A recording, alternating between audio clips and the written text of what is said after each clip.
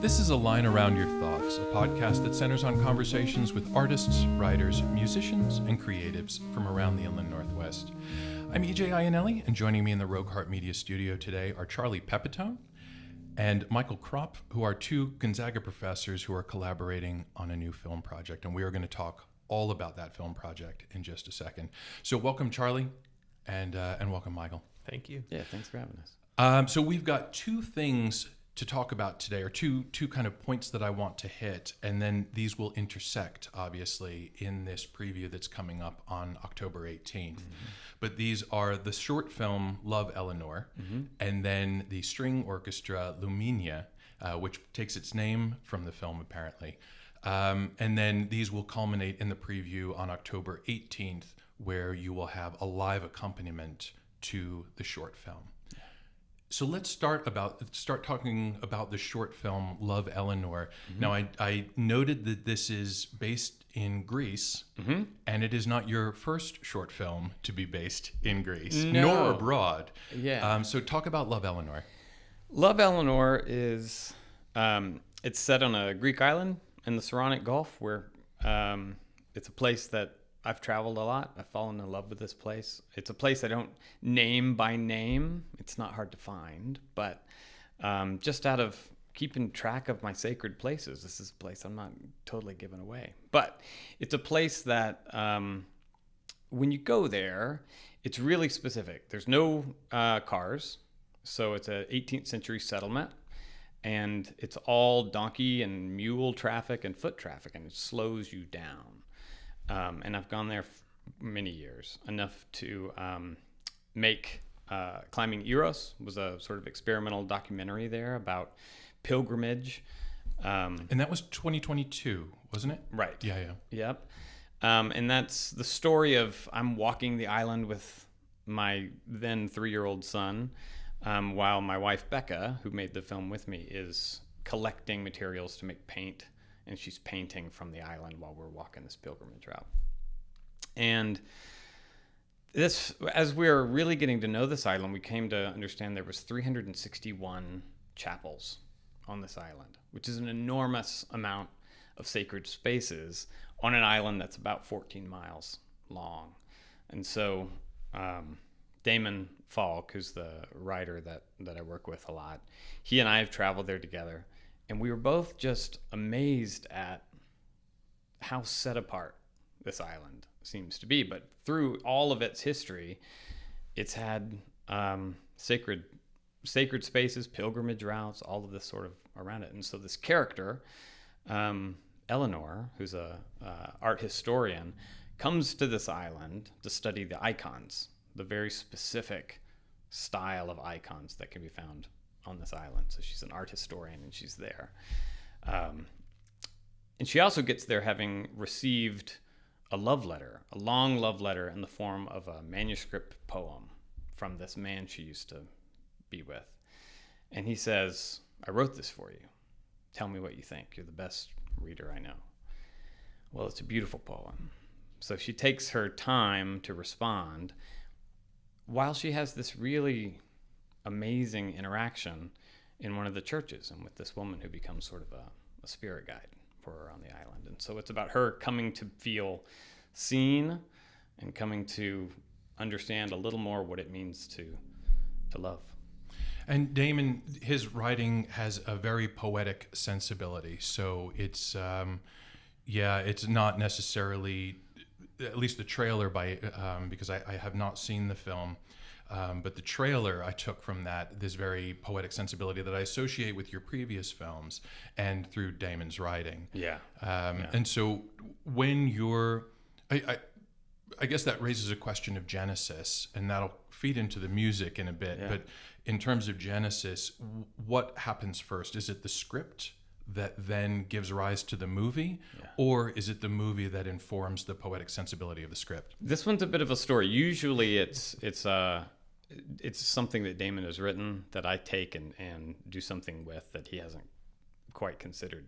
So this manuscript is actually the text of our play The Sin of a Thousand Rains that we performed in 2019. I see. So okay. it's within the same world that we've been creating. So in 2019, we created a play, and it's a man speaking this 30-page poem, and he's speaking it to a woman who is his lover, and she speaks back to him in this play in the form of violin music.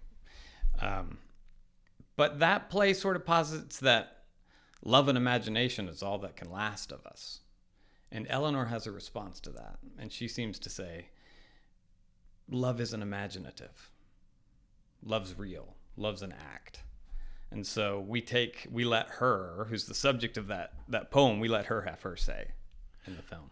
Well, that answers the question that I had kind of saved for a little further down the road, which was this movie is being posited or is being positioned as a response to that prior film. Mm-hmm. And so I guess it's in that way because the female voice, one might say the muse in that earlier piece was in the form of violin, was pure music. Right.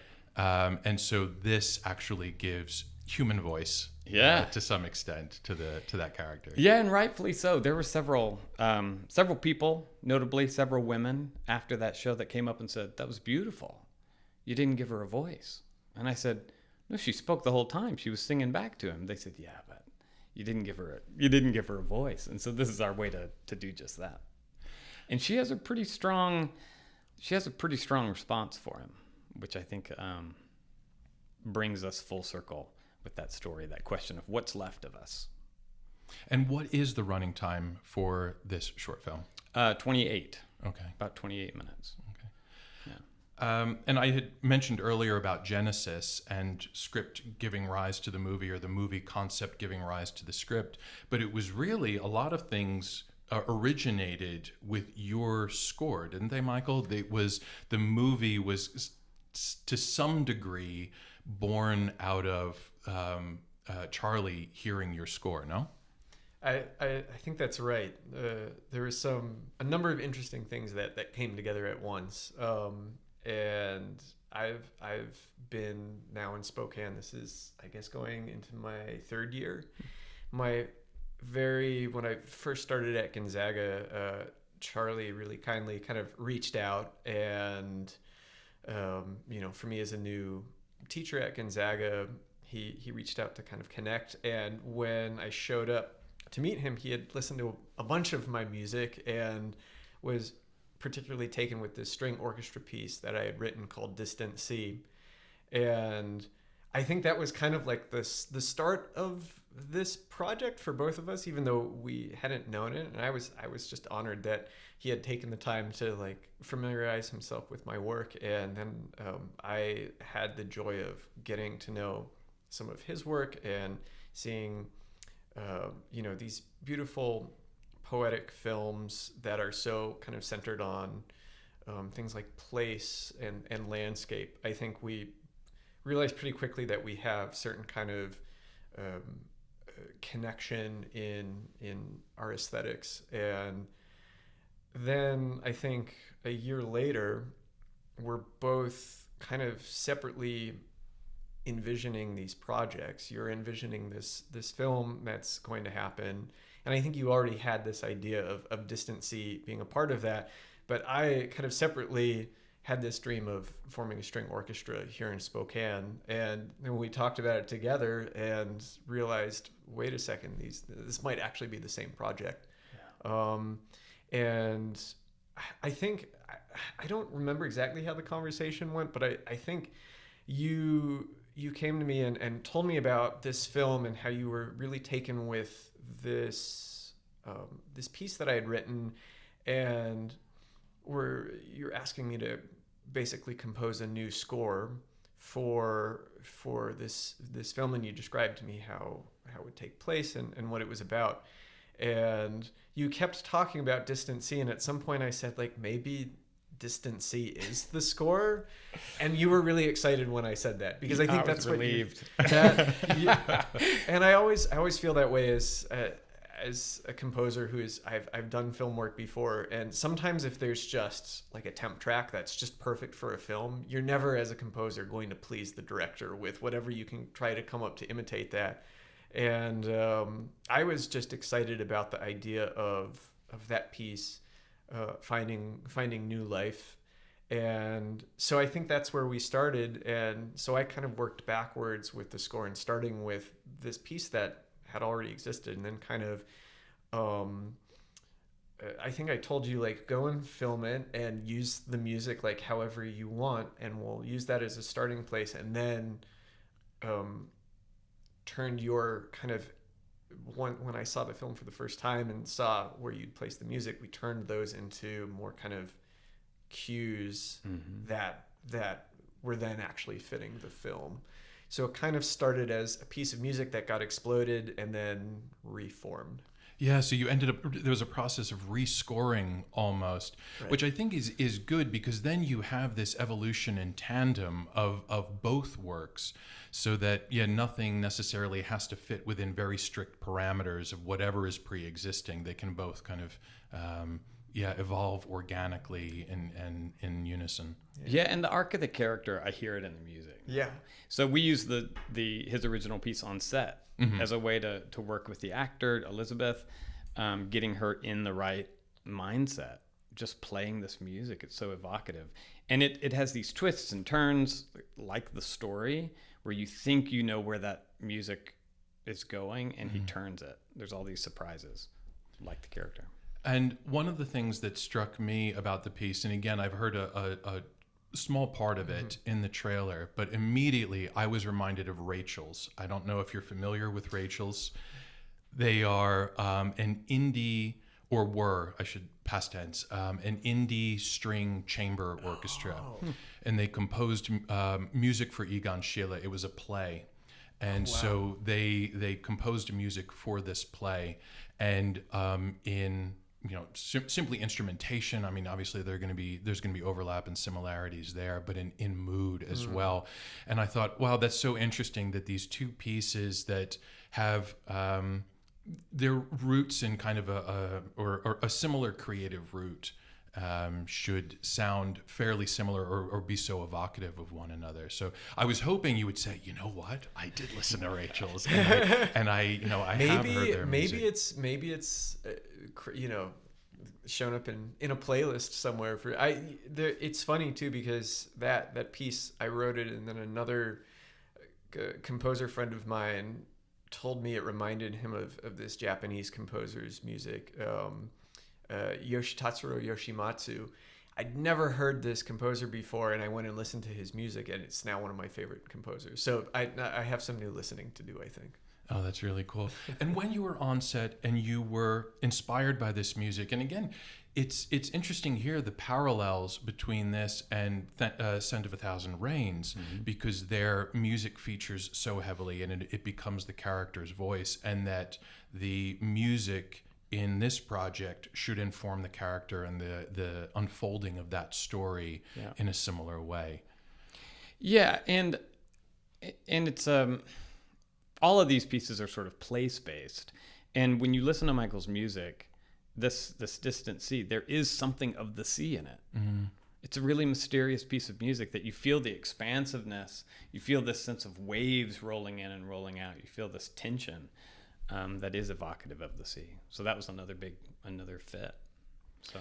And this string orchestra that emerged out of this project is the Luminia, and it takes its name from the film.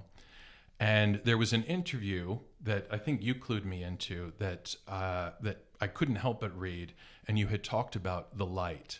And so this informs, I think, Luminia, and the light in Greece takes on a different character, and you were talking about the colors and the hues being different in Greece. And so, yeah, if you could talk about how, obviously photography and film are light-based professions. They are light-based. It is a light-based art. So talk about light, the film, and how it factors into maybe the storyline. Yeah, this one is all about the light. And it's when you go to Greece, you can see pictures of it, But the whole society, the Diani Sigala, who's associate producer on the film and also in it, she plays the older woman, the spirit guide. She was telling me one time that the entire way of life in Greece was made because it was so bright. And so they had to find ways to build a forum to bring people in out of the light, which then brought people together, which then became this cradle of democracy because people were getting together to have these conversations and all of that. And I thought, sure. And then I spent some time in Greece, and it's true. People huddle during the middle of the day, but it's not necessarily a siesta culture. So people huddle around tavernas. People have long, extended conversations to get out of this light. And then Diani, in another conversation, was telling me about Luminia, which is a weed that grows wild. And it's the Greek word for this. I don't even know what it is anywhere else. But historically, the flower is a green flower in the spring. It's extraordinarily beautiful, but very common. It's everywhere. But when it dries, it creates these sort of husk-like petals. And what they would do is they would take them, they'd take the seed out, and then if you float them in olive oil, it creates the wick that they would use in their luminaries in the chapels. And this, as I said, this island is full of roadside shrines. It's full of chapels. Every family who had a boat had a chapel to pray for the safety of that boat or their family business or whatever it is. And so before there was wax and wicks, they had Luminia.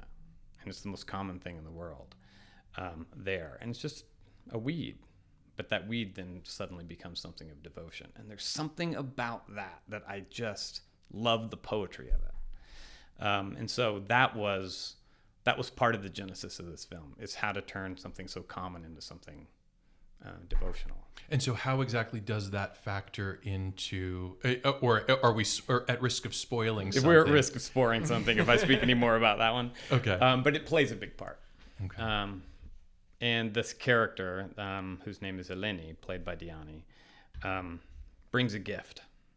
And it all comes together in that gift that she brings Eleanor when she needs it the most.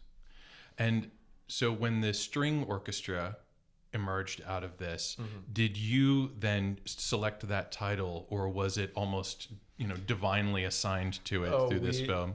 I think we both. So the orchestra is being formed as a collaboration between me and Jason Moody, who's a wonderful violinist who plays for the Spokane Symphony, teaches at Gonzaga, and we both, I think, were wanted to defer to the theatrically knowledgeable, word knowledgeable one of our trio when it came to names. And I think we just asked Charlie, what are some meaningful words connected to this film that we could use to honor and name this ensemble? And that was the first one you said, and we're like, this is perfect.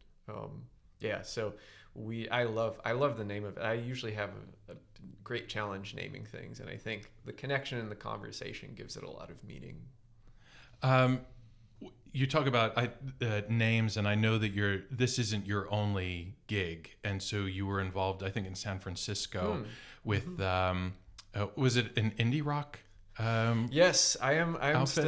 still. So I'm in. Right. In terms of gigs, I've got a couple. Composer is one that is very important to me. Teacher is one that's very important to me.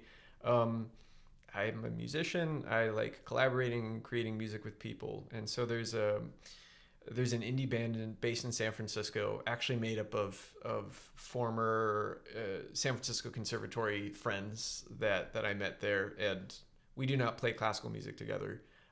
We make like fun, interesting indie music. And this is Love Can't Save You, Padme? This is Love Can't Save You, Padme. Good album. Yes, actually, I forgot this. The music in this film shows up in a kind of hidden way in one of our albums.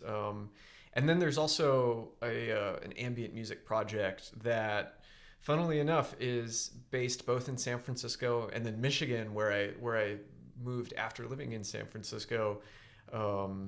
And that is, I call it a project because it's something that I will be called in to kind of record music for, and me amongst a number of other musicians and creative people all get involved in different ways.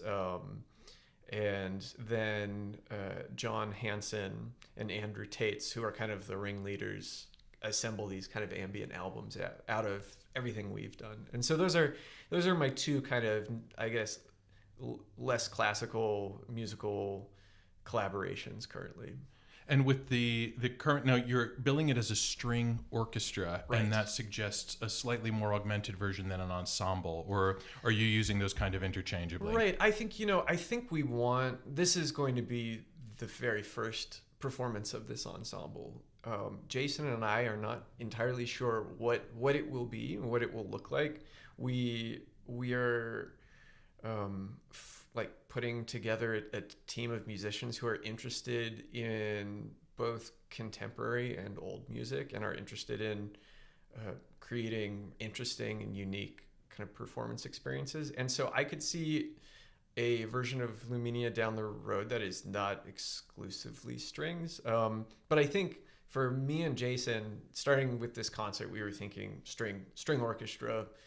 I feel like that's such a special kind of ensemble, and particularly after moving to Spokane and realizing how many incredible string players there are in this town, I thought there's a real opportunity to, like, string players love getting together and playing string orchestra music. So I think that was the impetus for us. Yeah, we have a symphony orchestra. You know, pinch yourself, and players. that's one of the Great one of the big symphony orchestra. Yeah, exactly. And that was one of the big draws for me when moving here, is that to me that granted or lent the city a certain amount of cachet, Yeah. just to have a symphony orchestra. And then when you realize the caliber of it, it's doubly impressive.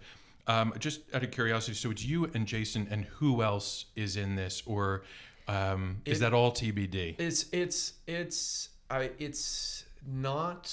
I don't have the official roster. Okay. I've charged Jason. Jason is entirely in charge of assembling that team, but I know a couple of the folks, and it's going to be a great lineup. There are a couple of other people who are kind of figuring out schedule things, so I don't want to say today exactly who's going to be in it, but it's going to be great.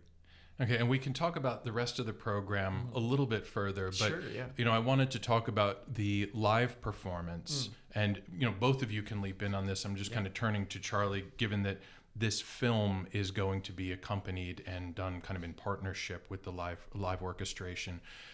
It kind of harkens back to the silent film days. There's a romance in that live accompaniment. Yeah. Talk to me about why this was important for you, rather than a simple scoring that was canned. Yeah, so I started experimenting with this. There's a couple of reasons for it. When we completed Climbing Eros, Tana Bachman Bland was the composer and chief violinist for that piece. She was also the violinist who premiered the part in The Sin of a Thousand Rains. And so this idea of having live music is really important to me, because my training is all theater. It's all about the live experience. And so we did a screening of Climbing Eros at the Magic Lantern with Tana, and she put together a string orchestra. And so it was such a wonderful, romantic, like big capital R romantic screening of that. And it felt live. It felt like the audience went on a journey that was even more interesting than just watching a film. Sin of a Thousand Rains is also playing on a really old style. It's playing on styles that go back to Homer, of a long choral poem with live music. And so just as an artist, it's something that I enjoy doing, is playing on really old forms and doing something new with it. And I know Damon, as a writer, his writing style harkens back to another style. And so trying to do something contemporary and leaning into forms that we don't see anymore is just part of what I enjoy doing. So when I saw that this might be an opportunity, I thought, we have to record them anyway. We're not going to multi-track a 12-piece orchestra. And so if we're going to if we're going to have it, why not screen the film as a preview, show the audience, bring them in, and then show them something that they can't see anywhere else. Yeah, So. And it does create that unicum, that experience that you Totally. will never be able to replicate. That, to me, is one of the chief charms of the theater, is that no performance is going to be the same. And it's also one of the advantages of film, where you have that consistency, but because it's a recorded format. Yeah. So, each has its own strengths. And this is the part of me that, as much as I work in film, I can't beat the theater director out of me. And I want some things that I can't control. I love film, but it drives me crazy because everything is controllable. You have to choose everything. So to but have there's a beauty in that. it's beautiful. Yeah, Of course. But I love when having a group of artists who are dedicated to the one focal point of making this thing happen, and then stepping back and letting it sort of this top spin on its own. That there's a certain kind of energy you can only get from that. Yeah, and I think maybe your first love is betrayed by the umbrella under which all this takes place, which is square top theater. Right. And so for all the short films that you've done of late, and it primarily has been more short film than live theater, you still hearken back to that. And it's largely the same constellation of people. Michael, you're a new addition to this constellation, but you've been working with your wife, Rebecca. You've been working with Damon for years and years and years now. And so you have this, I would assume, really taut and really well integrated and really almost intuitive relationship with all your creative partners by this point. Yeah, and Darian Mack is another one who's That's been a part true, of this for a good many years and a good many projects. And I just find it's like having a good band. Yeah. And you start developing a shorthand. I'm already excited to see what else Michael and I can do. So there's a shorthand and a trust that's formed over multiple projects. This happens in theater companies. Again, it's a very old form. We don't see that very much. The American theater is always this rotating cast of characters for a lot of reasons. One is it's not fiscally sustainable in a lot of places to have one core group. Square Top was born as a resident repertory company, and it just, for a lot of reasons, we all had to spin across the world, and so, but we still wanted to keep the band together. And it's something about gaining this trust and having a shorthand and knowing the sensibilities that are at the table on a project, that projects seem to be go in places that you can't even predict.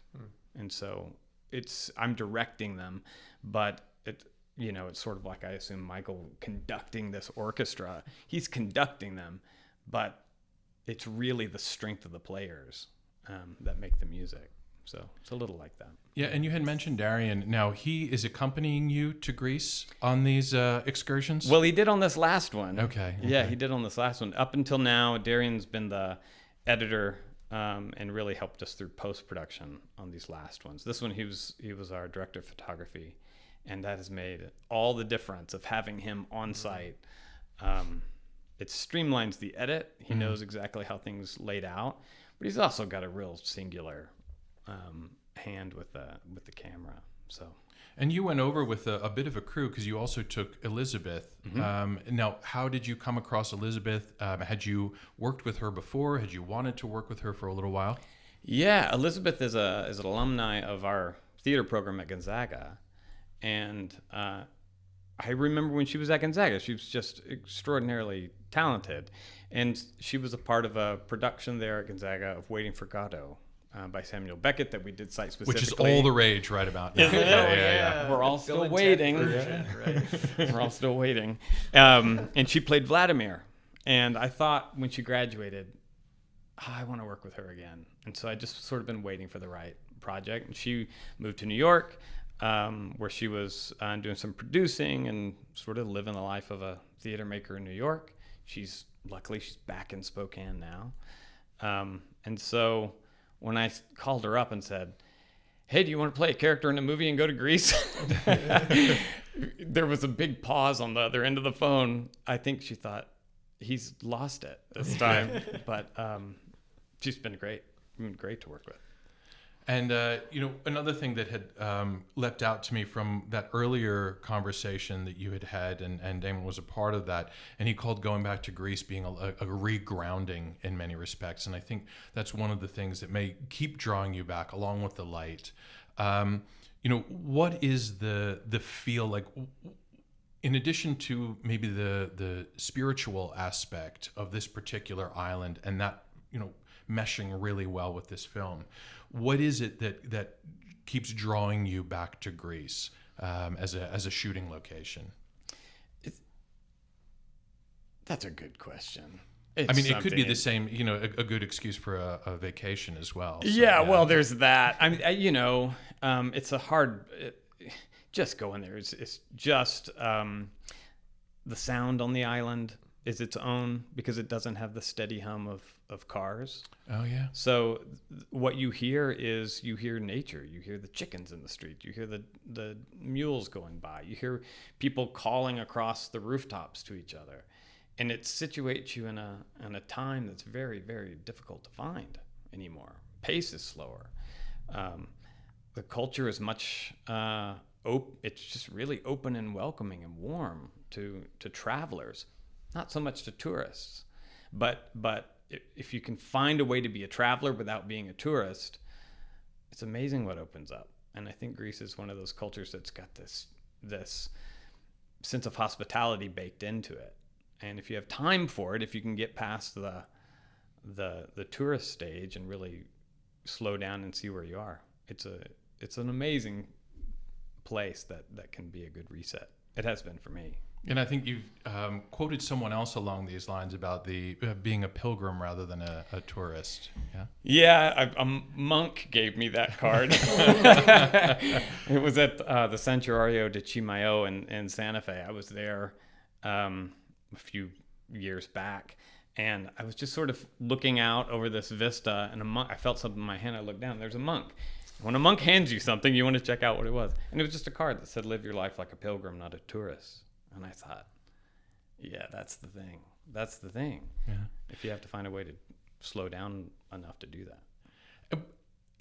And there is a slower pace of life in this location that you found in Greece, but it's much more populated than, say, the outer reaches of Norway, where that's the site of another Square Top production, which is a project that's close to Damon's heart. Mm-hmm. Can you talk about that project? And again, as I mentioned, the Greek location is a little more populated than this, but it does Sure. have the same remoteness. Like, what keeps drawing you to these remote locations? Damon speaks about this really well. He talks about always being drawn to living on the edge, Mm-hmm. right? And being out on the edge of busy contemporary life. And I share that. It's one of the things that Damon and I talked about when we first met, was always being drawn out to places that are a little hard to get to. You got to work to get there. I spent 2 years living in China in a place that would take a long time to get there. Mm-hmm. And there's something about it when you go to those places, what you see is a specificity and a connection with place that is not so easy to come by anymore. Yeah. We're unstuck from our natural landscapes and our natural rhythms. And in these places, Damon lives in the far north of Norway. So this feature-length documentary is really all about his naturalization process as an American from the South, how he came to be at home and accepted as a member of this village in this far-flung Nordic environment. I think there's something to be learned about that. We live in fractured, rough times, but to be reminded that there are still places where people are connected to the address, right? John Berger is this wonderful English critic who talks about address as the way that a landscape creates the way that people tell stories in a place. Mm-hmm. It has a way of creating senses of humor and story structures, all of that just from being connected to the landscape. The pace of whether or not people hold a silence in Norway, right? In the U.S., we have a very little, we close that gap in a hurry, mm-hmm. the silence. In Norway, when we were in conversations for that documentary, we just had to hold silence. They'll let you keep talking, but really what they want to do is sort of think about things, and then they'll talk. And it's because the landscape has so much silence. Yeah. There's so much space that they're not in a rush. And I think it's also those liminal or those peripheral spaces that give you the best vantage on the world. You know how you have to step outside of it or on the edge of it to some extent to be able to survey it and make sense of, you know, human interaction and all the other things that go into human existence. Yeah, because I live here. I live in Spokane. I fight traffic coming up North Monroe, you know? That's and it's where hard to get perspective when that's when you're exactly in the right. middle of it.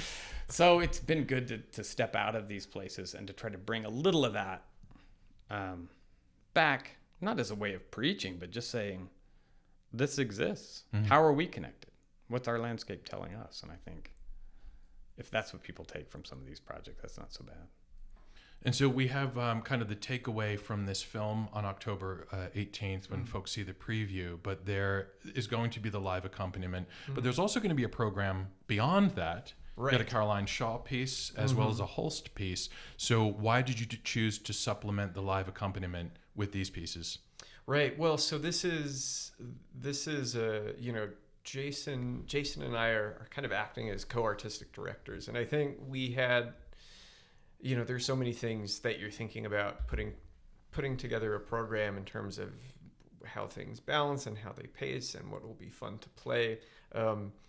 I think so. The Holst is a St. Paul's Suite, which is, I think, one of the most fun string orchestra pieces ever written. It's just a blast. It's really amazing music, and it's got some really beautiful soloistic moments that I think I'm excited to hear him play. Jason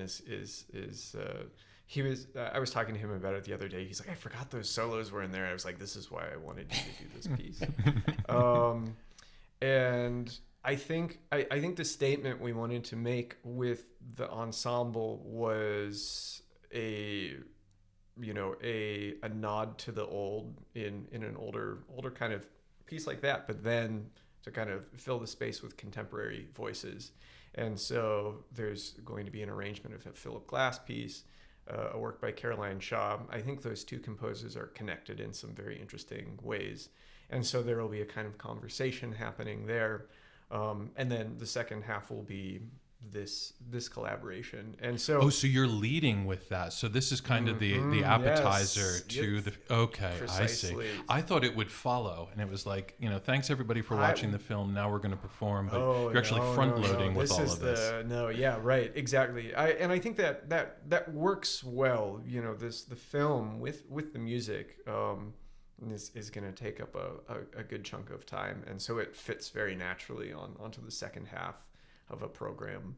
And I think one thing I'll say about the live music with film aspect is I love it because I love a lot of music that has been written for film, but at the same time, sometimes I find it very problematic, concerts of films with live music, for the particular reason that most film music is not designed to be listened to.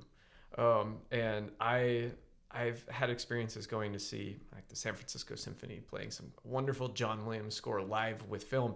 And I'll find myself in the middle of the experience realizing that I'm not listening to the orchestra because of course I'm watching the film.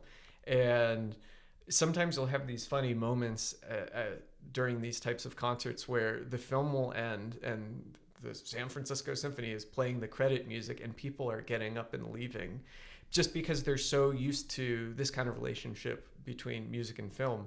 And the reason that I feel it's going to actually work very well in our case is because the way Charlie has treated the music in this film is actually really unique. And it was something I had to kind of learn as we're working through the score. Charlie has this way of directing the elements of the film where everything kind of takes its own space. It takes center stage at its own time. And what you'll notice watching the film with the music is that words and music rarely go together. There will be a moment where music is happening. There will be a moment where words are happening. There will be a moment where landscape is happening. And while everything plays off each other the way it would expect in a film, in this in the way you're using the music in this film, it's actually very, very central and very highlighted in a way where I think it's going to make total sense for us to sit down and be like, okay, we're listening to music now. And now we're listening to words, and now we're seeing a landscape. And I think that's a really unique and interesting opportunity that will make this feel more like a concert than just watching a film and people are playing music in the background. And so I'm very excited for the whole evening to come together in that way. And plus, I would argue, in the case of Williams, for example, we've been, there's this Pavlovian conditioning Right. where when we hear the Jurassic Park music, or, we are programmed to expect certain things because they are so inextricably linked. Right. I just watched a kind of a silly YouTube clip that I think dates back a while ago, but it just happened to come up in my feed, and it was The Empire Strikes Back without any music. And so they're just kind of, strange. it's the final scene, and you realize just how integral the Right. score is to any film, but that film in particular, and how much you associate it with it.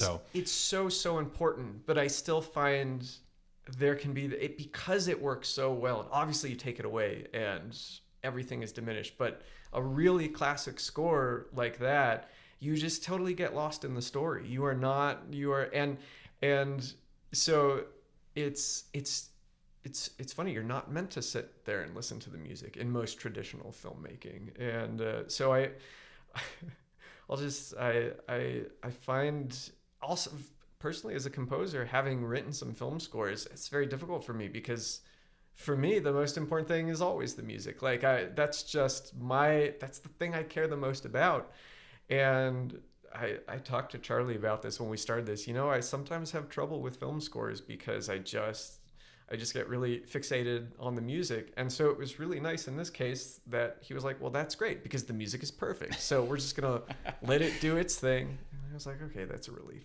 I think I can do this. I don't want the things to compete. And you can, like any Hallmark movie, not to bag on Hallmark, but any Hallmark movie. Oh, you're allowed to. Okay, We're good. actually going to get to that in a bit, but go Good. on. It's all hand in glove, right? The emotion matches the music, matches the actors, matches the writing and the shot. And so we know immediately how we're supposed to feel. So we cry, and then we open presents or whatever we do at Christmas. And that's it. Mm-hmm. And we forget about it.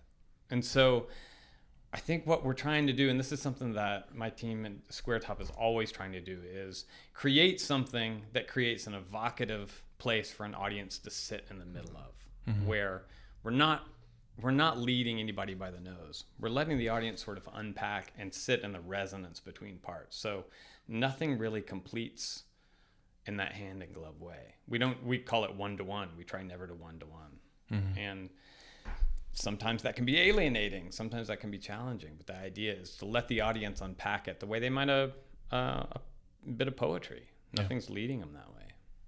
Well, I'm excited for this pairing on October 18th. And it's...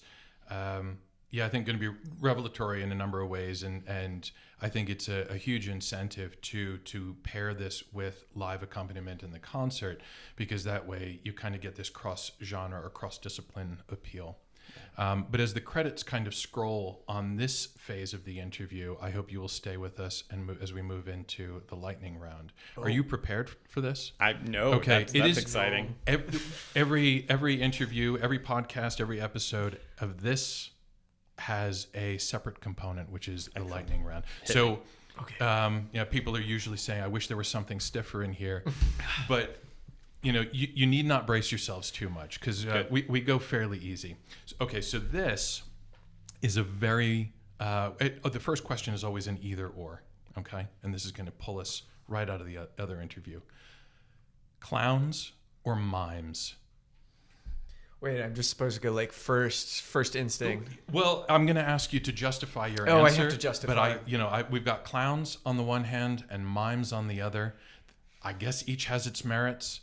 I want you to determine which one you're going to choose.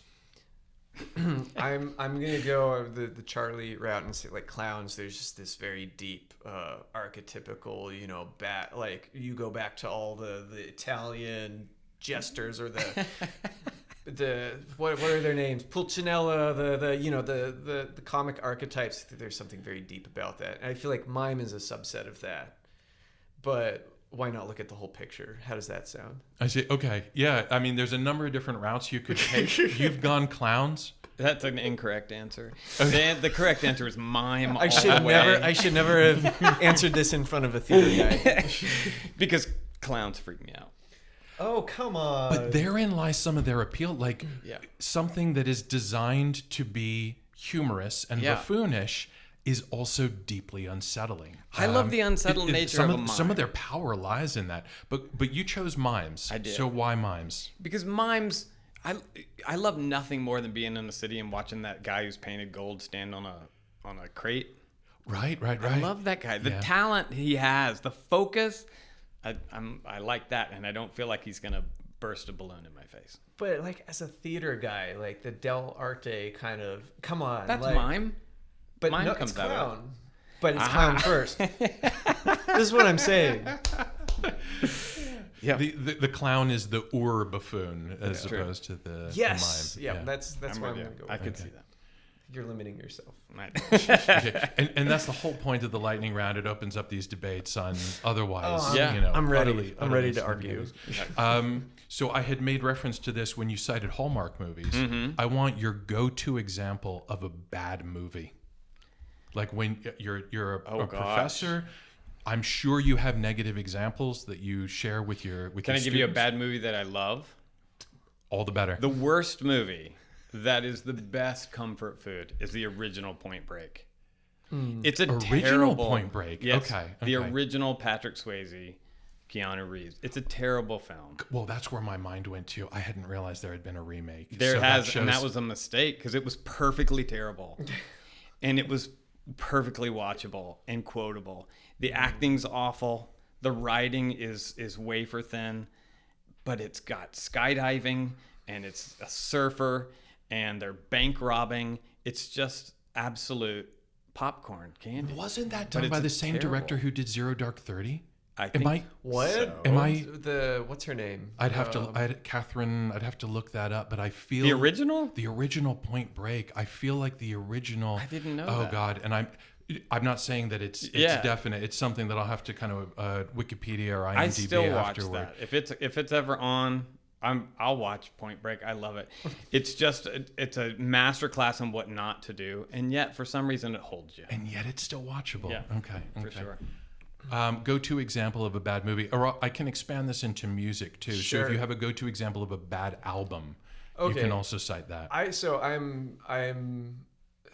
I get very lost in the subjectivity of music, and so I feel people always want to ask me, as someone who focuses on music in a lot of my life, like, tell me what's good and what's bad, and I'm like, I don't know, like, probably. But we're all about subjectivity here. I mean, this answer is steeped in subjectivity. So this is a very personal response.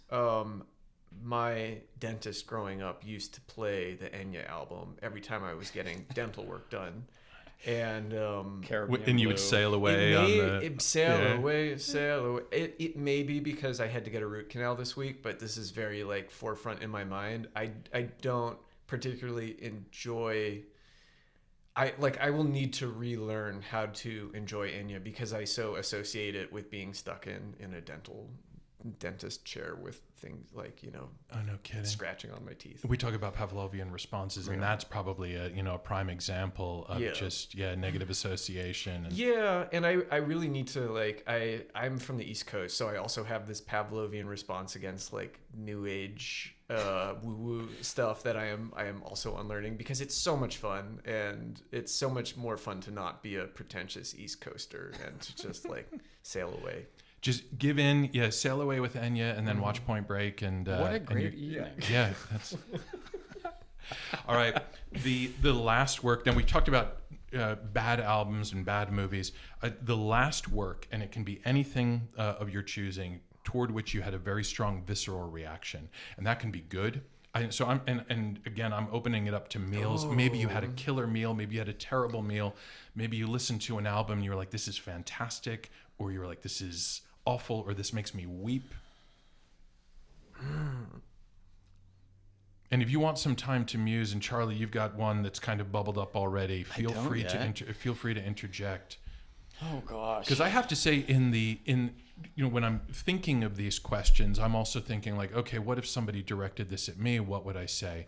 And maybe it's kind of sad that I couldn't think of an immediate example of something that had really. I think, am I too jaded? Right. Am I losing my romanticism that. I just saw the Paul Thomas Anderson. Oh, I want to see that so bad. What is the title? One Battle After the Next. One Battle After Another. Yeah. And I saw it in IMAX. Has it redefined cinema? Why didn't you invite me? They are saying. I should have. I saw it with Darian. He had already seen it. I want to go with that but group. I saw it, and it's like, I think it's this generation's Pulp Fiction.